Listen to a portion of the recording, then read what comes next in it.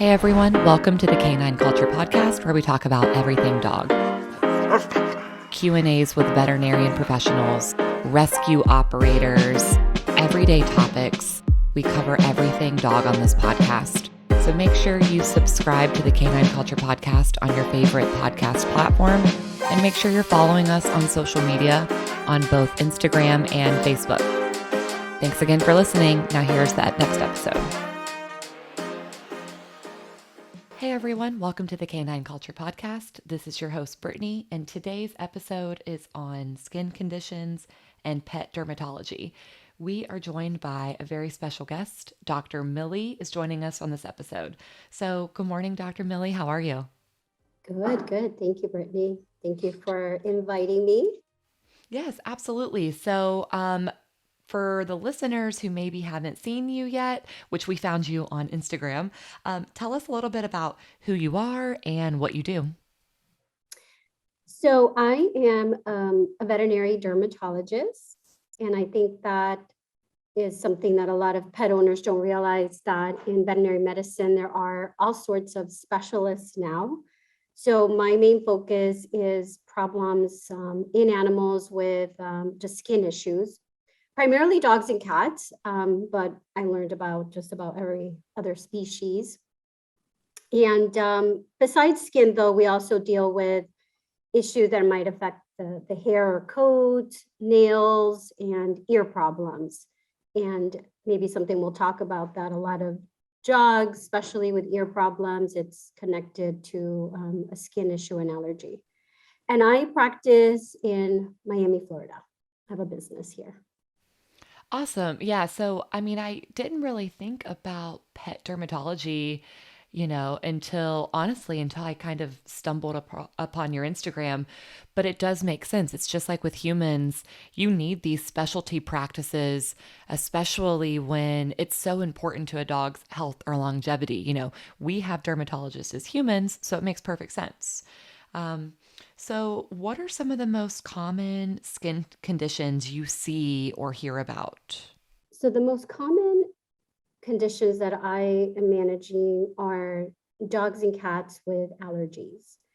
Um, there's a slew of other conditions, autoimmune, hormonal conditions, congenital conditions, but by far, I would say like 80 to 90% of the patients I see are having issues with allergies. So they're itching, scratching, rubbing, chewing, licking on their body. And it's due to several different allergies. There's flea allergy, there's food allergy, and probably the most common one is environmental allergy. And then with that said, dogs with allergies, especially food and environmental allergies, are prone to getting ear infections, which is something, especially through my Instagram, I like to educate about, because I think a lot of owners don't realize, a lot of pet owners, especially dog owners, because dogs get more ear infections than cats, that ear infections are usually due to an allergy problem. And so that's something else I see quite a lot of. It's just dogs with just chronic ear issues, and getting to the root cause of all that. So you mentioned some of the biggest contributors for allergies, so flea allergies, food allergies, environmental. What are some of the other contributors to skin issues or to allergies that you normally see in dogs, or is that kind of the top ones that you mentioned?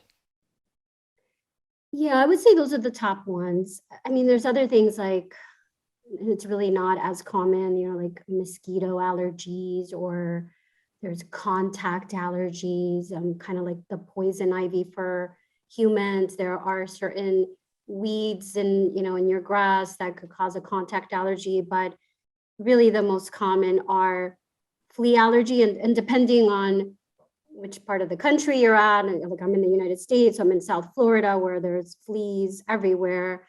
But though I'm sure there's areas of the world where there's just fleas is a big issue, is a big one. And I'll have to say is, like, when your veterinarian is telling you to make sure your pet's on flea prevention, it is important, because some dogs are sensitive to fleas, and a few flea bites could make them extremely itchy, and then they get lesions, infections, and I know it's a hard one for clients to digest that they have fleas in their home, but it is a big contributor to itchiness. Food is another one. I will say, if anything, flea and environmental are more common, but food can. And it's not that the client is feeding the wrong food. So I do want to say that it's just that, for maybe genetic reasons or for whatever reason, the pet will just suddenly develop an allergy to what it's eating. And it will manifest it as a skin problem. It could manifest it as a digestive problem, maybe Mm-hmm. vomiting or diarrhea, but it can also present itself as a dog being itchy or a dog getting ear infections. And then there's the environmental, which, I live in South Florida, so it's very tropical here. And so I think maybe that's a reason why I see so many issues with environmental in certain areas of, I'm sure, the United States. It may be more of a seasonal thing, but you could still get, when I say environmental, I also want to point out that it could be dust mites that are in your home. So many dogs and cats are allergic to that. And so it could still make your dog or, your cat itchy year round, because dust mites are not a seasonal thing. And as far as environmental, would you consider maybe like certain cleaners or detergents or things that we're using in our house? Do you see those sometimes also being irritants? Yes, and I'm glad you mentioned that, because I get that question quite a lot. And I would say that's more of an irritant, um, not so much like the chronic itchy dog that we see all the time. So let's say you cleaned your floor with like Pine Sol, and shortly after your dog was laying on the floor, then yeah, probably within a few minutes, within a few hours, you might see your dog's skin get red or itchy because it was an irritant at that moment that contacted it. Not so much so this is chronic itchiness that we see in dogs. So it's kind of that time frame there. But it's not, I mean, so like some clients will ask about, maybe they spray Febreze a lot, or, they have a lot of candles out and stuff like that. It could, but honestly, it's really not the most common reason why we'll see a dog itchy. Okay, that's actually, I mean, pretty good news because when you think about a human being itchy or getting a rash, you're like, oh, did I change my detergent? Did I change my soap? Different things like that. So that's kind of good to know. It's a little bit reassuring. And kind of to that point, whenever you are trying to discern what the itchiness or allergy is from, do you go through like a food testing or like the skin allergy testing like you would on a human, or does it look a little bit different for dogs? Yeah, so that's another good question. So there isn't a reliable allergy test that's going to tell you if your dog has a food allergy or environmental allergy.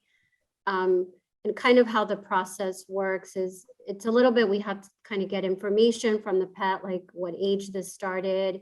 We have to examine the pet and look at the distribution of the lesions and where the pet is itchy at.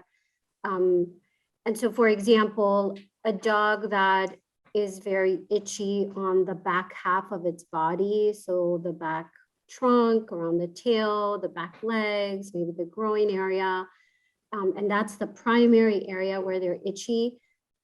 The majority of the time, that's a flea allergy. Even though you don't see the flea on the pet, that's Mm-hmm. a common distribution for a pet to have a flea allergy. And so we don't need an allergy test to tell us that. We examine the pet and we see that. And especially so if a client tells us the pet is not on a flea preventative, that just kind of, you know, puts the alarms in my head, like, okay, well, let's make sure your pet doesn't have a flea allergy, and we do flea prevention, and we talk about treating the home for fleas and making sure all the other pets are on flea prevention if there are other pets in the home. It's not just that one pet. Um, and then food allergy and environmental allergy. they mimic each other. They could cause rear end itchiness like flea allergy, but they will cause other areas of the body to be itchy too, like the paws, the face. It can affect the ears. And so in a dog or cat where that itchiness and distribution of lesions is year round, then it's hard to say, is this food or environmental? So we always look at food first. And the way we do that is with a diet trial. And it should be a diet trial that's a prescription diet trial. So none of the pet store diets are made to test for food allergy. And we go through, about 3 months of a diet change.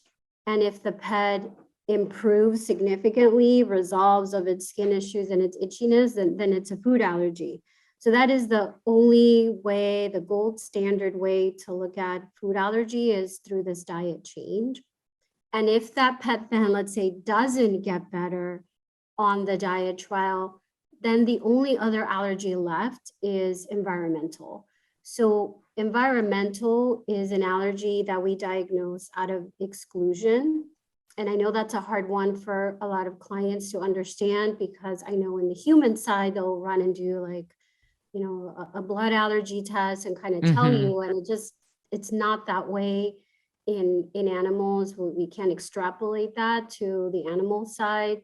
It's a bit of a process, and I know clients come in super frustrated, like, I need to know what this is, and Right. and it takes time. So imagine you, especially, and the key is if you have a dog that's just itchy all year round, that could be food, that could be environmental, and we kind of have to go through that sort of 3-month diet trial process, which can take a while, and hoping very much that the client has kept the pet very strict on that prescription food.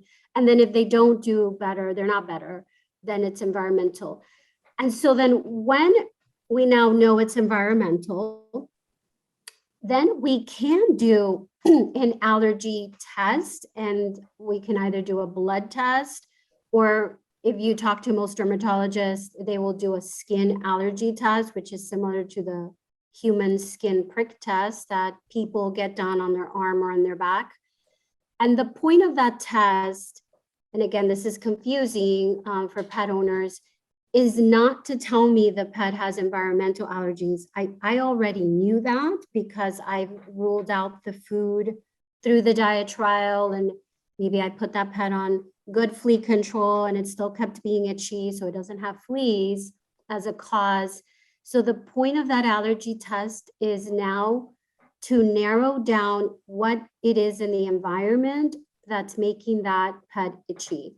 So like in my area of South Florida, is it the palm trees? Is it the mango trees? Is it the ragweed grass? Is it the Bermuda grass?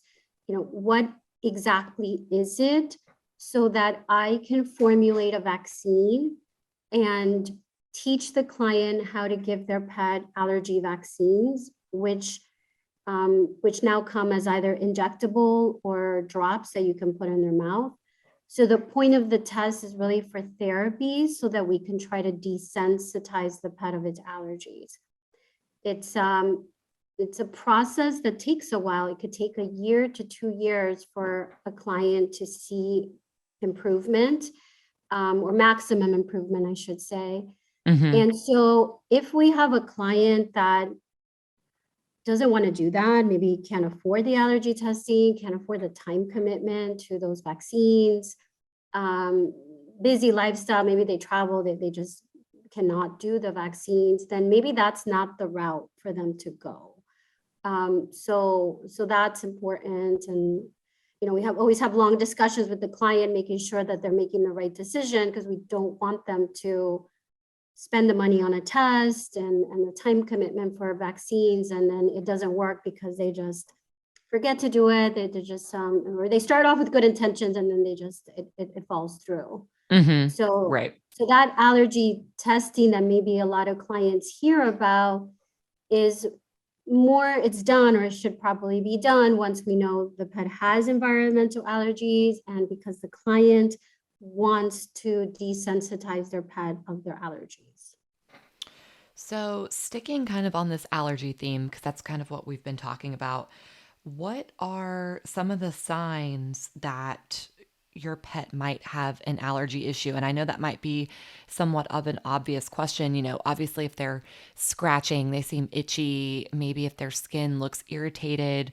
But are there some other telltale signs that your pet is suffering from an allergy? Yeah, so those are the ones. The biggest sign is being itchy, lesions on their skin, usually induced because they're licking, chewing, rubbing. Um, a big one I think that clients don't understand is, or don't realize, is that a dog that licks their paws is itchy. And sometimes that's confused with grooming or maybe a behavioral, but the majority of the time it's a pet that's itchy. Ears, so I brought that up again, and I want to keep bringing that up because ear infections can be a sign of an allergy, and it could be the only sign of an allergy. So the pet's body may be completely normal and not itchy. And the ears may actually not even be bothering the dog that much, other than the owner sees the ear red and it's smelly, and maybe they're shaking their head. So that's the sign of itchiness. But ear infections, one ear infected, could be a sign of allergies. There is a small percentage of dogs that don't itch. So when I say itch, I mean scratching, licking, chewing, rubbing, but they just get what we call recurrent skin infections. Mm-hmm. And that could be a sign of an allergy. So they'll get like little sores and crusties, bumps on their body. And it's sometimes amazing because I'll see them and I'll be like, wow, so you would think this dog is itchy, but they're not. Now, Mm-hmm. there are other conditions that can do that too, that are much more common, like hormonal conditions, if the age fits. But I have seen, a small group of dogs where their food allergy was causing their recurrent skin infections. So, if you notice your dog has the skin irritations, they're itchy, maybe they have had a few ear infections, at what point would you say you need to see your vet? And then, on the same token, before you see your vet, is there anything you normally would recommend that they do over the counter before they come in? I would say from the get-go, you should see your vet. If you're Okay. seeing your dog um, itching, again, all the signs of itching, licking, rubbing, chewing, you should go see your vet. With ears, automatically, I mean, there's really nothing over the counter. I wouldn't ever put anything in the dog's ear that is not prescribed by your vet. Sometimes when dogs get ear infections, their eardrum can break. And if you put the wrong thing down in their ear, it could, damage their ear. They could lose their hearing. It's what we call ototoxicity. But I, if a client couldn't get into, or pet owner couldn't get into their vet fast enough, because I know there's vets are super busy nowadays. Maybe just doing a bath with an oatmeal shampoo might kind of get your pet comfortable and kind of buy you some time to get to your vet. But I think in general, a pet owner should see their vet and, start asking, like, could this be allergies, and, get to the bottom of it. And in general for all dogs, but I'm going to say especially so for certain breeds, like, and because I see them a lot, like French bulldogs, English Mm-hmm. bulldogs, Cocker Spaniel is a big one with ears, because you really want to nip that allergy early before it just turns into this chronic condition, chronic mess, or you end up at a dermatologist's office. There's a lot of things your primary vet can do to just, get your pet to be more comfortable and not get to the point, because I feel like I kind of see the worst of the worst, where they have no more hair, they have all these sores. What ends up happening with many dogs with allergies, and especially environmental allergies, is that they're very prone to getting skin infections. And so as soon as they get itchy, they'll lick and chew, and then, like, within probably a few days, few weeks, they get a skin infection. Hmm. And so now the skin infection is making that pet very uncomfortable. It's adding to the level of itchiness. And it's like you're in this roller coaster here. There's the allergies, there's the infection. Hmm. And so um, it it's really it's crucial to just get in and start managing that allergy early on, before things just start to get out of hand, get too expensive too. So yeah. So, kind of switching gears here on something that I think this question comes up often, and most people don't know how to deal with it. So, hotspots. So, if you can tell us what is a hotspot, because I don't know if I even know how to correctly define a hotspot. How do they happen? And then what do you do about those? Yes. So there is a lot of confusion about hotspots, and the true hotspot, so kind of the medical term is traumatic dermatitis. It's like a skin lesion that occurred pretty acutely, like pretty suddenly. And it's probably very scary for the owner to see, but it's the dog got so itchy that it made a raw spot, like a very irritated red, almost seeping lesion, typically on the rear end. um, there are some dogs that will cause it on their face, the side of their face. So they'll take maybe their back paw and just really roughly scratch on the side of the face. But it meant something made that dog pretty itchy pretty quickly. And the majority of the time, it's a flea allergy, especially because it's happening on the back. But if Mm-hmm. it's happening on the face area, then it may be a sign that the ear, there's an ear infection. So that's the true hotspot. It's like an acute lesion. It's like you saw your dog at one moment, everything was fine. And maybe like 2 hours later, it's got this ugly sore. Um, and it's awful. They are frantically itchy. They are miserable. It's almost considered like an emergency because you feel like your dog is going to rip its skin apart. And I could see where those, yeah, you want to run to an emergency clinic so they can give you some meds so they could stop that itching. Or if you couldn't, then you need to get one of those e-collars or lampshades to mechanically break that itch. But that's the true hotspot. I do get clients who come in and say, oh, my dog has a bunch of little hot spots all over its body. And I know for sure that's not the true Right. definition because there's no way Mm-hmm. that could be, but sometimes it's confused with little crusties, maybe little tiny sores, very minor, over the body. And those are not, those are probably just secondary bacterial infections. The true hotspot is almost like an emergency. It's just really kind of dramatic to see it on your dog.